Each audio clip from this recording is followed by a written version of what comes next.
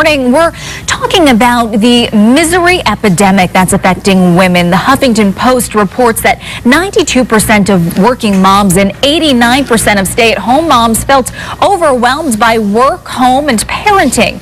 1 in 4 women over 40 are on antidepressants, and women are twice as likely as men to have anxiety and panic disorders.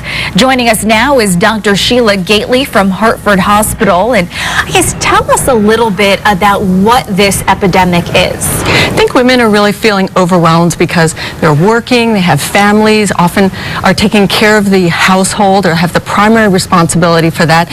And we can't really do everything as perfectly as we would like to. And so one of the real keys is we've got to set our expectations and set like reasonable expectations, and we have to do this with our partner and set priorities and sort of reevaluate them, and that in doing that and by checking in with our own core values to know what's most important in our lives now and being true to that and not judging ourselves and letting go of our sense of being perfect at everything, knowing what's most important, and then being able to just relax. So that's really a way to approach it and find balance. A lot of women do have, I don't want to say a complex, but it gets to be that way where everything has to be perfect, and they almost feel like they're a failure if something in their life isn't going perfectly. What are you seeing with women? Like, what are they doing that are kind of those telltale signs that, you know what, you need to stop and maybe reevaluate and take a deep breath? I find that women are talking a lot about and responding to all these external stimuli that we have and all these signals that we have about what we should be doing, and not as often checking in with themselves, and sometimes having, taking the edge off with, a glass of wine or 2 or more just to get through. And actually that just shows that we kind of need to take a sort of assess, sit back a little bit and see what's really going on in our lives. That's what I hear, and I hear a lot of negative talk about ourselves and judging, and that's really destructive. And the thing that really helps us is to let go of that, take care of the things that we can manage.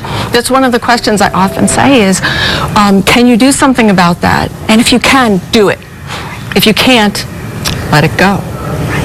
And, at what point should people or women be seeking help for this? I mean, we had mentioned that many women right now are on antidepressants or anti-anxiety medications, and some people are prescribed those by their doctors. When do you go and talk to your health professional and just say, you know what, I need some help with this? I think at any time that you feel overwhelmed, that's a wonderful time to talk to your health professional. You can talk to our friends, but our friends can be very helpful, and our spouses, or for some level. But at some point, if you're really feeling overwhelmed, your healthcare provider, primary care provider, will really be helpful, and will be able to do an assessment to see if you're really depressed or anxious, or maybe just dealing with some of the normal stresses of life, or grieving, having a sense of loss, a temporary sadness. That's a different thing.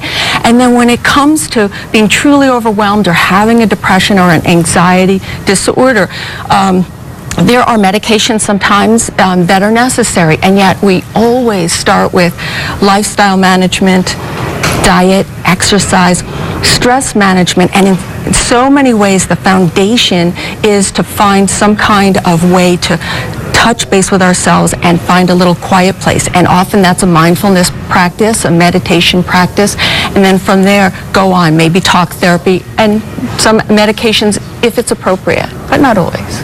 Dr. Gately, thank you so much for being here and discussing this with us. We appreciate your feedback and your insight. Thank you so much. All right, well, still to come, the cleanup.